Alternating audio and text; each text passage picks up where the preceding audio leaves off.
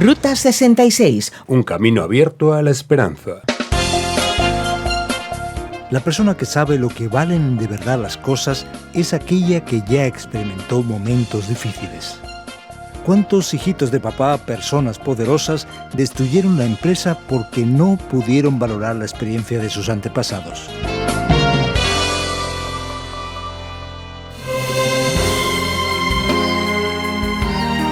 Es momento de aceptar el desafío. Querido oyente, Ruta 66 te puede proporcionar poder, perdón y dirección para tu vida.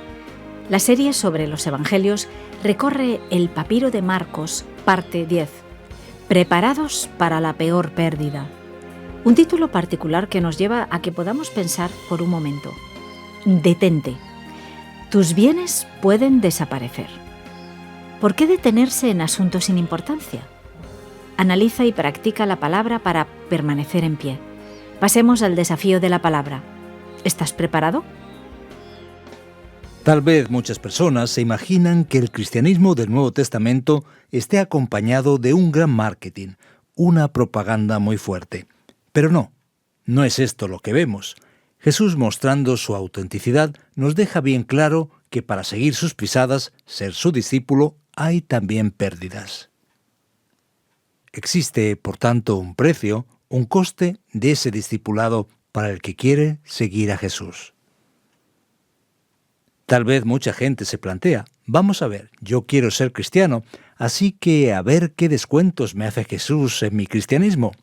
¿Aceptará un pago en 3 plazos sin intereses? ¿Podré negociarlo? La verdad es que quiero vivir de la manera que me dé la gana y Jesús está necesitando seguidores y está siendo flexible. Querido oyente, no es así como funciona. Jesús presenta un coste elevado, un contrato, podríamos decir, de alto riesgo. ¿Estás preparado para correr este riesgo? ¿Cuál es la forma en la que enfrentas esta situación? Empezamos a hablar de esta realidad destacando el problema del divorcio. Unos fariseos se acercaron a Jesús para ponerlo a prueba, preguntando lo siguiente: ¿está permitido que un hombre se divorcie de su esposa? ¿Qué os mandó Moisés?, replicó Jesús. Moisés permitió que un hombre escribiera un certificado de divorcio y la despidiera. Contestaron ellos. Esa ley la escribió Moisés para vosotros por lo obstinados que sois, aclaró Jesús. Pero al principio de la creación Dios los hizo hombre y mujer. Por eso dejará el hombre a su padre y a su madre y se unirá a su esposa y los dos llegarán a ser un solo cuerpo. Así que ya no son dos, sino uno solo. Por tanto, lo que Dios ha unido, que no lo separe el hombre. Vueltos a casa, los discípulos le preguntaron a Jesús sobre este asunto. El que se divorcia de su esposa y se casa con otra, comete adulterio contra la primera, respondió Jesús. Y si la mujer se divorcia de su esposo y se casa con otro, comete adulterio. Al contrario de lo que ocurría en los tiempos de Jesús, cuando los hombres se divorciaban de sus mujeres con mucha facilidad por cualquier motivo, Jesús establece que esa actitud es pecado y que divorciarse y casarse con otra persona, a no ser que haya un motivo muy justificado como la infidelidad y la inmoralidad sexual, según ya hemos discutido en Mateo 19, claramente es un pecado. Entonces necesitas estar preparado para el peor perjuicio, la peor pérdida. Ser seguidor de Jesús significa tener un compromiso familiar diferente al que la mayoría de las personas están dispuestas a tener en su propia vida.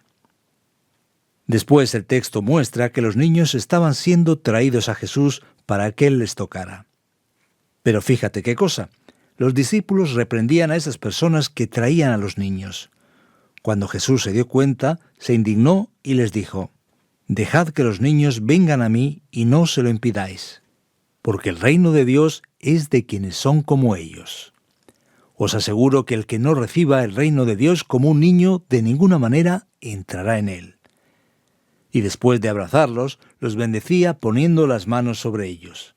Es interesante. No sé cuál fue la última vez que tuviste una conversación de verdad con un niño. ¿Tenemos la misma actitud que Jesús tuvo?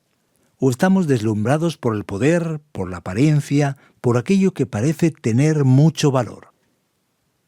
Si estamos interesados en prestar atención a los niños o a los que se parecen a ellos, y estamos dispuestos a tener actitudes semejantes a las de ellos, este mundo seguramente nos ridiculizará y dirá que lo que hacemos es absurdo. Pero la verdad es que eso es parte de las pérdidas, está incluido en el precio, podríamos decir, que conlleva seguir a Jesús. Quizá ya estás desanimado y quieras desconectar de este capítulo que habla tanto de pérdidas y perjuicios. Pero es necesario que sepas que de aquí en adelante la cosa se va a poner aún peor. Vamos a ver ahora a un joven rico que se encuentra con Jesús. Él corre hacia Jesús y le dice: «Maestro bueno», le preguntó, «¿qué debo hacer para heredar la vida eterna?». Jesús le cuestiona porque le está llamando bueno y le dice: «Ya sabes los mandamientos, no matarás, no cometerás adulterio, no robarás», y así sucesivamente. Entonces el chico dice que ha estado obedeciéndolo todo desde la adolescencia. Jesús lo miró con amor y añadió: «Una cosa te falta. Anda, vende todo lo que tienes y dáselo a los pobres y tendrás tesoro en el cielo. Luego ven y sígueme». Al oír esto, el joven se quedó desanimado y se fue triste porque tenía muchas riquezas. Jesús miró alrededor y les comentó a sus discípulos: «Qué difícil es para los ricos entrar en el reino de Dios». Tú que nos escuchas y que te va bien económicamente, tienes que oírlo una vez más. Qué difícil es para los ricos entrar en el reino de Dios. Los discípulos quedaron asustados al escuchar esto, y Jesús repitió la frase diciendo también: «Le resulta más fácil a un camello pasar por el ojo de una aguja que a un rico entrar en el reino de Dios». Los discípulos entonces pensaron que la salvación era muy difícil. «¿Quién podrá salvarse?», dijeron. Jesús entonces respondió que aquello que es imposible para los hombres es posible para Dios. Querido oyente, la realidad es que no es tanto por las riquezas, sino por lo que éstas significan. Por ello muchas personas se apartan del reino de Dios y de Dios mismo, y hasta ponen en cuestión sus valores más importantes. Es aquí donde vemos que este joven estaba dispuesto a todo, menos a renunciar a sus riquezas y mucho menos darlas a los pobres, que no tenían forma de retribuirle en nada. Eso fue una barrera en su vida. ¿Estás preparado para las peores pérdidas? Seguir a Jesús puede significar, como estamos viendo, mucho dolor, muchas pérdidas. Es una especie de actitud de frustrar tus propios deseos e intereses. Una renuncia necesaria que forma parte, podríamos decir, del paquete. ¿Está eso en nuestro planteamiento del cristianismo? Amigos, continuamos el relato y observamos que los discípulos quedaron asombrados y dijeron: ¿qué ocurrirá con nosotros que lo hemos dejado todo para seguir al Señor? Jesús les dice claramente que aquellos que dejaron todo por el Evangelio van a recibir 100 veces más en el tiempo presente y también en la vida eterna. Luego, en esta línea de pérdidas, Jesús presenta su propia pérdida y una vez más habla de su muerte, de su sufrimiento y de su futura resurrección. Percibiendo que el tema no es tan popular, el Evangelio de Marcos destaca una vez más la gran realidad del pensamiento incorrecto del ser humano. Vemos que Jacobo y Juan se acercan a Jesús y le dicen lo siguiente, en el versículo 37, «Concédenos que en tu glorioso reino uno de nosotros se siente a tu derecha y otro a tu izquierda». Fíjate, querido oyente, otra vez el interés aquí es el poder, el estar por encima de otros. Jesús entonces dice: «No sabéis lo que estáis pidiendo». Le replicó Jesús: ¿podéis acaso beber el trago amargo de la copa que yo bebo o pasar por la prueba del bautismo con el que voy a ser probado? Jesús les habla de sufrimiento, de pérdidas, de perjuicio, de daños, y ellos afirman que sí pueden. Jesús entonces les dice: «Esos lugares que me pedís ya están decididos». Está claro que están preparados por el mismo Padre. «No puedo concederos nada de eso», dice Jesús. Los otros 10, al oír la conversación, se quedaron indignados, enojados. Y Jesús, enfatizando una vez más que el reino de Dios implica renuncia y pérdidas, un contrato de alto riesgo, les dice: «Como vosotros sabéis, los que se consideran jefes de las naciones oprimen a sus súbditos, y los altos oficiales abusan de su autoridad. Pero entre vosotros no debe ser así. Al contrario, el que quiera hacerse grande entre vosotros deberá ser vuestro servidor. Y el que quiere ser el primero deberá ser esclavo de todos. Porque ni aun el Hijo del Hombre vino para que le sirvan, sino para servir y para dar su vida en rescate por muchos. Querido oyente, observa qué gran realidad. El mensaje de Jesús no es un mensaje que involucre una actitud débil en cuanto a nuestra respuesta. Incluye pérdidas. Es el precio del discipulado. ¿Todavía estás interesado en este Jesús? ¿O habrá algo mejor afuera? Terminando el capítulo 10, vamos a encontrarnos con la historia del ciego Bartimeo. Delante de una multitud, él está sentado al costado del camino pidiendo limosnas. Al oír que el que venía era Jesús, se puso a gritar: «Jesús, hijo de David, ten compasión de mí». Entonces le reprendieron porque muchos creían que estaba molestando a Jesús, pero seguían. Entonces Jesús se detuvo y dijo que lo llamaran, y en el mismo instante, arrojando la capa, dio un salto y se acercó a Jesús, y quería ver. Jesús entonces les dice: «Puedes irte, tu fe te ha sanado». Al momento recobró la vista y empezó a seguir a Jesús por el camino. Esa palabra, sanar, también significa salvar. Para terminar nuestra reflexión de Marcos 10, vamos a ver cómo este hombre ciego entregó todo. Lo dejó todo porque estaba preparado para la peor pérdida. Él recibió la sanidad, pero él abandonó sus propios intereses. Él podría haber quedado callado, tímido, no haber gritado. Podría haber pensado: «Yo no voy a hacer eso». Pero él salió gritando detrás de Jesús con plena fe. Toda su atención estaba en Jesús. La única cosa que él tenía era su capa, y él abandonó también su capa. Él solo quería encontrar a Jesús, y aún después de ser sanado, la Biblia dice que él no solo quería la bendición, él dio un paso más: seguir a Jesús. Querido amigo, esto es lo que debemos saber y hacer, a pesar de que estés consciente de que seguir a Jesús, caminar en ese proceso de discipulado, significa muchas veces estar preparado para tener grandes pérdidas.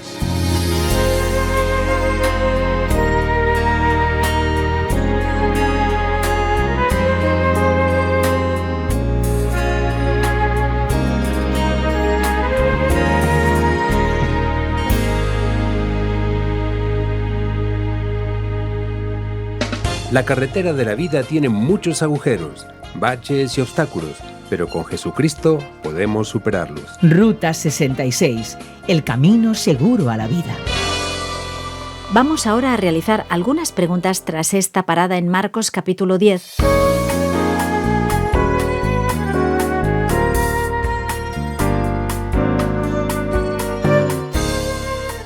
Y la pregunta es inevitable. ¿Por qué Jesús fue tan radical en este tema del divorcio? El tema del divorcio es muy importante. En realidad, para que tengamos una visión más amplia, más completa, vale la pena leer Mateo capítulo 19, donde el texto es más amplio y entra en más detalles. Inclusive ahí, en ese tramo de Ruta 66, nos hemos acercado a diversas situaciones. La verdad es que en las relaciones humanas más próximas es donde nosotros descubrimos realmente dónde está el corazón de la persona y cómo está su situación de verdad. Una persona aparece ante el público y habla muy bien, y a todas las personas les gusta mucho cómo dice las cosas. Tal vez le va bien en el ámbito profesional o académico, pero ¿cómo es esa persona en realidad? Solo dentro de casa es que descubrimos la verdad. Así que cuando una persona tiene muy débiles lazos familiares, enseguida va a demostrar que está en una situación terrible, muy complicada. Por esto el tema de las relaciones matrimoniales es tan serio y tan importante. Jesús está diciendo lo siguiente: tienes que ser muy responsable. No se puede hacer lo que se hace hoy en día. Casarse y divorciarse otra vez. Si no funcionan las cosas, adiós, se acabó. La cosa no puede funcionar de esa manera. Así que el coste del discipulado trae una disposición de perder, una disposición de aceptar que Dios tiene la razón y que yo estoy en pecado si actúo de esa manera. Incluye un compromiso, por tanto, que se traduce de una manera práctica también en la familia, en la relación del marido y la mujer. ¿Podemos decir entonces que el divorcio es un pecado? Sí, efectivamente. El divorcio sin una razón muy clara y muy objetiva.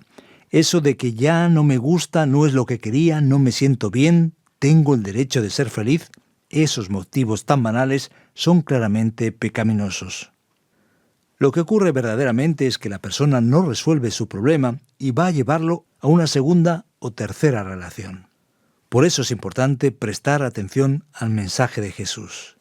Bueno, hablamos de divorcios y ahora vamos a hablar de los niños.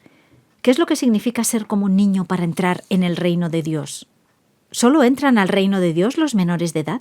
Seguramente alguno va a pensar que el reino de Dios es más o menos como un parque de atracciones. Si no tienes poca edad, no puedes subirte a la atracción. El tema en discusión aquí es el asunto del poder, del dominio humano, sobre aquello que estamos dispuestos a renunciar para el reino de Dios. ¿Qué es lo que sucede con los niños? Los niños no tienen ese orgullo. Ellos todavía no se mueven perversamente por la sociedad para tener ese orgullo de pensar que es alguien. El niño recibe las cosas con espontaneidad, con una especie de bella ingenuidad.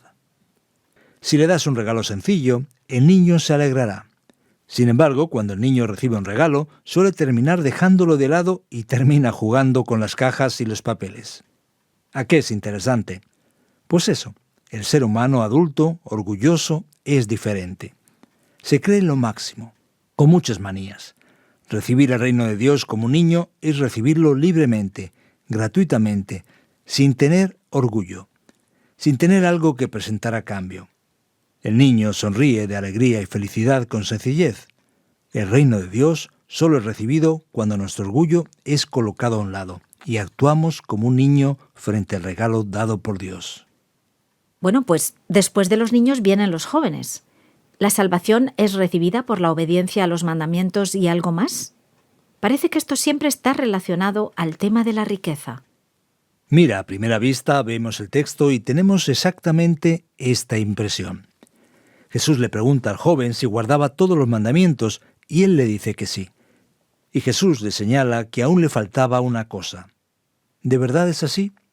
Por supuesto que no. El joven dijo que desde su adolescencia él cumplía con todo. Pero esto, desde luego, era su propia opinión. Jesús hasta se dio cuenta de algo de sinceridad de parte del joven, pero él solamente pensaba que guardaba todos los mandamientos. Entonces Jesús decidió hacerle una especie de test, un examen, una prueba al joven. ¿Quieres ver si es verdad que amas a Dios sobre todas las cosas y al prójimo como a ti mismo? Entonces debes hacer esto. Deshazte de todas las pertenencias que tú tienes, todo lo que forma parte de tu patrimonio que va a quedar aquí cuando te mueras, y haz de eso una bendición para las personas necesitadas. Allí estaba el test para mostrar que el orgullo propio, la autodependencia, esa situación de creer en el propio poder, que todo esto dominaba el corazón de aquel joven. Entonces, en realidad, la salvación no se recibe por prácticas de mandamientos, por renunciar a las riquezas, por la caridad o por cualquier cosa parecida. La salvación, por tanto, se recibe gratuitamente, gratis, de la misma manera como un niño recibe las cosas.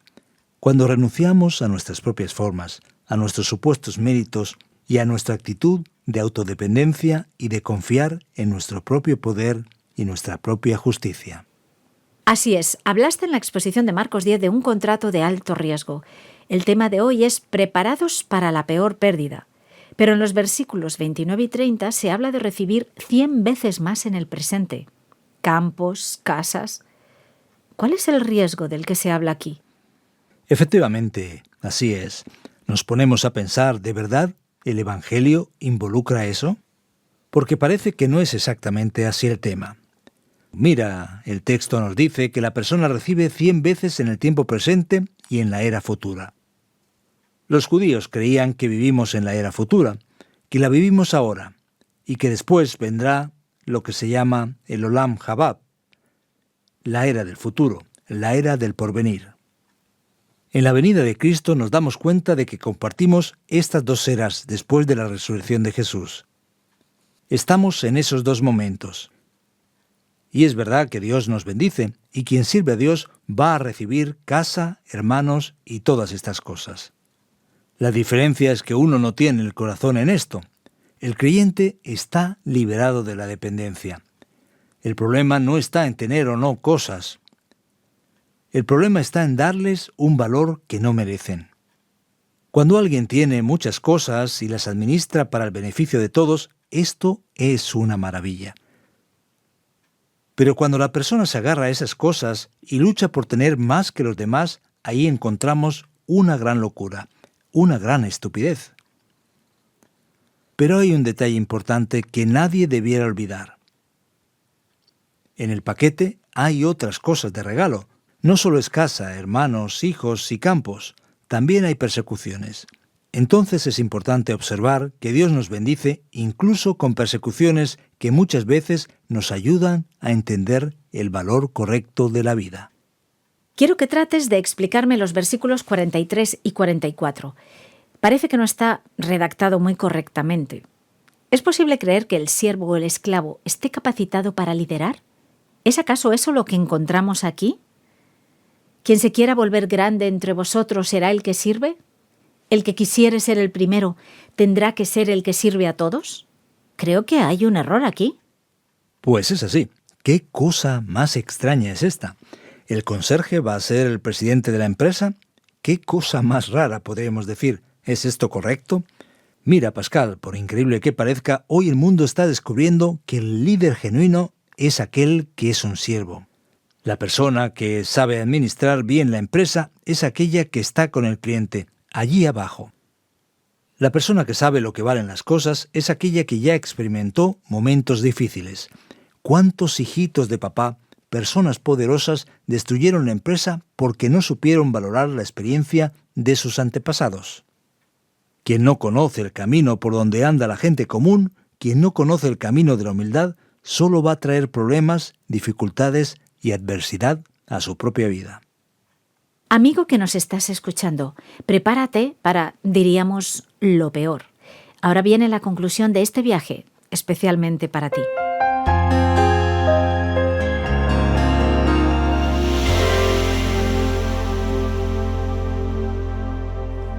En el programa de hoy, en Ruta 66, seguramente te has quedado un tanto preocupado al descubrir el mensaje del capítulo 10 de Marcos.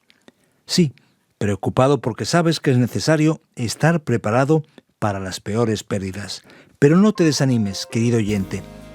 Dios te ama y te quiere enseñar el camino correcto de este proceso de discipulado dejado por Jesús en los Evangelios. La verdad es que todo esto nos confunde un poco, ya que vivimos en un mundo que valora determinadas cosas muy diferentes de las que Dios presenta como genuinas prioridades. La verdad es que el mundo de hoy valora mucho la fuerza, el poder y solamente al que está venciendo.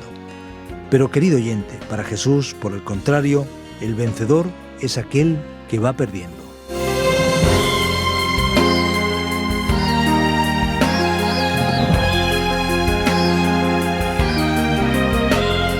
Y así nos despedimos de un tramo de nuestro especial viaje por Ruta 66. Volveremos en esta misma emisora y en esta misma hora para la continuación de esta serie.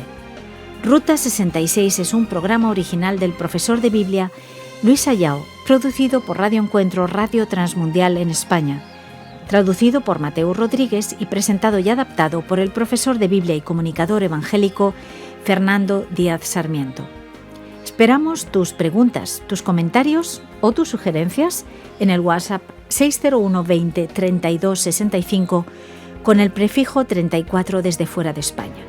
También tienes el correo electrónico info@radioencuentro.net. Estuvo a los mandos técnicos Andrés Ocampo y te acompañó Pascal Osorno. Contamos contigo en nuestra particular Ruta 66, un camino abierto a la esperanza, un encuentro con el autor de la vida. Hasta la próxima.